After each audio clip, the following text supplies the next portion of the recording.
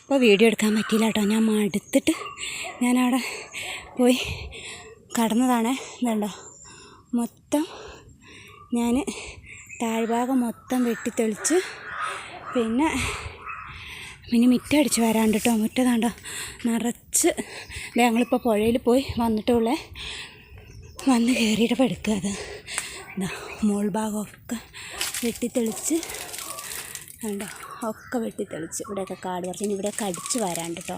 വെട്ടിത്തെളിച്ചിട്ടിട്ടേ ഉള്ളായിരുന്നു. ഞാൻ പിന്നെ മടുത്തിട്ടൊന്നും ചെയ്തില്ല. വെട്ടി പറിച്ച കാടൊക്കെ അവിടെ കൂട്ടിയിട്ട് അതിനൊന്ന് വാടി കഴിയുമ്പോൾ അവിടെ ഇട്ട് കത്തിക്കാമെന്ന് വിചാരിച്ചു. ഇങ്ങനെ ഇവിടെയൊക്കെ ഉണ്ട് ഇങ്ങോട്ട് വാരാനായി ഞാൻ മറന്നു പോയിട്ടോ. ഇനി കുളിയും കഴിഞ്ഞ് ചൊറിയും ചെയ്യും. എന്നാലും എല്ലാ വാരിയിടാം. ഇനി ഭാഗത്തുനിന്ന് ഇങ്ങോട്ട് എന്താ സ്റ്റെപ്പ് ഉണ്ട് കേട്ടോ കിണറിൻ്റെ അടുത്തേക്ക്.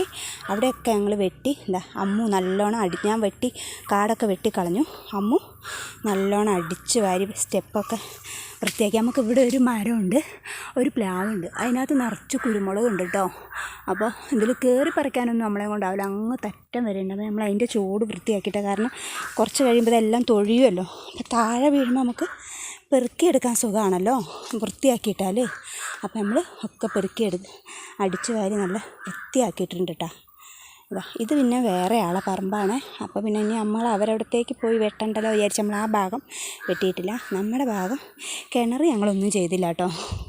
കിണറിൻ്റെ ഭാഗം പിന്നെ ഇവിടെ ഇങ്ങനെ വെട്ടിയിട്ടുള്ളൂ. പിന്നെ ഞാൻ മടുത്തതുകൊണ്ട് എന്നെ കൊണ്ട് ആവായിട്ട് ഞാൻ പിന്നെ അത്രയും കാടൊക്കെ വെട്ടിക്കളഞ്ഞു. പിന്നെ അവിടെയൊക്കെ വാരി കൂട്ടാതെ അങ്ങനെ ഇട്ടു. കാരണം അയ്യോ ഞാനറിയാതെ എൻ്റെ വെള്ളച്ചീനി വെട്ടിക്കളഞ്ഞു കേട്ടോ.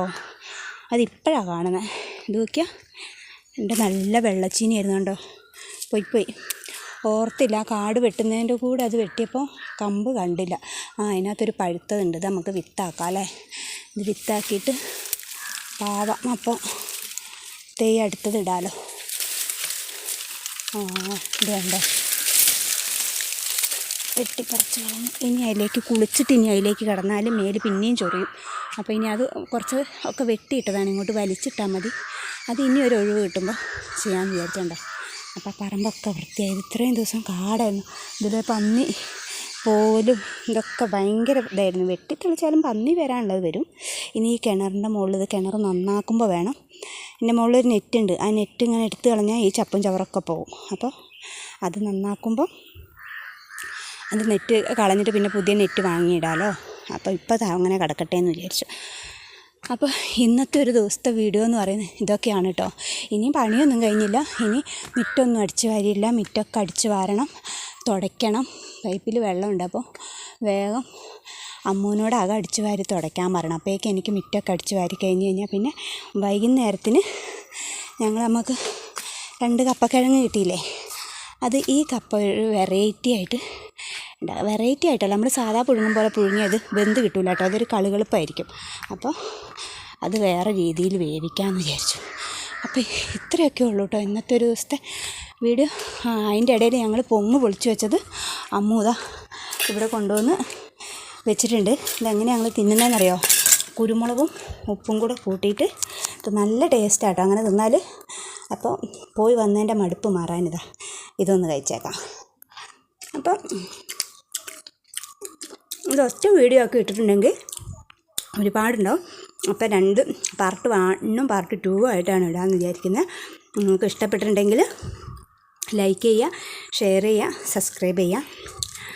പിന്നെ ഒരു കാര്യം എന്താണെന്ന് പറയാം, നമുക്കൊന്ന് എന്ത് അസുഖം ഉണ്ടെങ്കിലും നമ്മൾ അസുഖത്തിൻ്റെ പേരും പറഞ്ഞ് നമ്മളൊരു പണി എടുക്കാതിരുന്നുണ്ടെങ്കിൽ നമുക്ക് കൂടുതലായിട്ട് അസുഖങ്ങൾ വരും. പിന്നെ കൂടുതലായിട്ട് പ്രശ്നങ്ങൾ ഉണ്ടാവുകയുള്ളൂ കേട്ടോ. നമ്മുടെ വയ്യായികളൊക്കെ മറന്ന് എല്ലാവരും എന്നോട് ചോദിക്കും നീ എങ്ങനെ ഇതൊക്കെ ചെയ്യുന്നതെന്ന്. കാരണം എനിക്ക് വാൽവ് മാറ്റി വെച്ചിട്ട് ഇപ്പം 14 വർഷമായിട്ടോ. പക്ഷേ വാൽവ് മാറ്റി വെച്ച് 1 വർഷം മാത്രമേ ഞാൻ റെസ്റ്റ് എന്ന് പറയാൻ 6 മാസം നല്ലോണം റെസ്റ്റ് എടുത്തു. 3 മാസം എൻ്റെ വീട്ടിലായിരുന്നു. അത് കഴിഞ്ഞ് ഇങ്ങോട്ട് വന്നിട്ട് അവിടുന്ന് 3 മാസം വലിയ കുഴപ്പമില്ലാതെ റെസ്റ്റ് എടുത്തു. അത് കഴിഞ്ഞപ്പോൾ തൊട്ട് 1 വർഷം കഴിഞ്ഞപ്പോൾ തൊട്ടിട്ട് ഞാൻ എല്ലാ പണികളും സാധാരണ ഒരാൾ ചെയ്യുന്നതിനെക്കാട്ടും തോനെ പണി ഞാൻ ചെയ്യലുണ്ട് കേട്ടോ. എല്ലാ പണിയും ചെയ്യും. വിറകുണ്ടാക്കലും വെള്ളം കോരലും.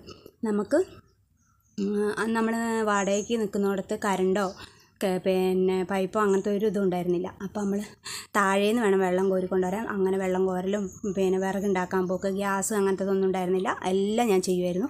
അപ്പോൾ എല്ലാവരും ചോദിക്കും നീ എങ്ങനെയാണ് ചെയ്യുന്നതെന്ന്. നമ്മുടെ മനസ്സിൽ നമ്മൾ ഒരു രോഗിയാന്നുള്ള തോന്നലുണ്ടെങ്കിൽ നമുക്ക് അതൊക്കെ ഒരു ബുദ്ധിമുട്ടായി തോന്നുള്ളൂ. എനിക്ക് അങ്ങനെ ഒരു തോന്നലില്ല. ഞാനൊരു പേഷ്യൻ്റാണ്, അല്ലെങ്കിൽ എനിക്കൊരു വയ്യായിക ഉണ്ടെന്നുള്ളൊരു തോന്നൽ എനിക്കില്ല കേട്ടോ.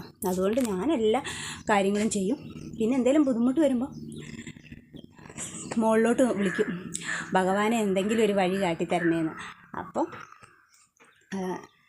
എപ്പോഴും ദൈവം എൻ്റെ കൂടെയുണ്ട്. ആ ഒരു വിശ്വാസത്തിൽ ഞാനിങ്ങനെ പോവുകയാണ്. ഇപ്പോഴും അങ്ങനെ തന്നെയാണ് കേട്ടോ.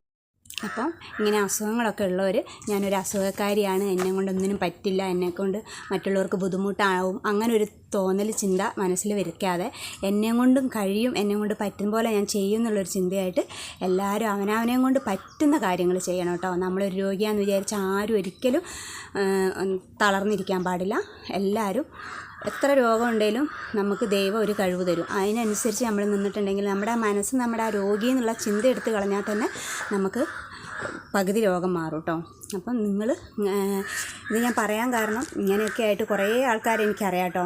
ഇങ്ങനെ വയ്യായിട്ട് ഒരു പണിയും ചെയ്യില്ല, എനിക്ക് പറ്റില്ല, എന്നെ കൊണ്ടാവില്ല എന്നുള്ള ചിന്തയായിട്ടിരിക്കുന്നത്. അങ്ങനെയുള്ളവർക്കൊരു പ്രചോദനം ആയിക്കോട്ടെ എന്ന് വിചാരിച്ചിട്ടാണ്.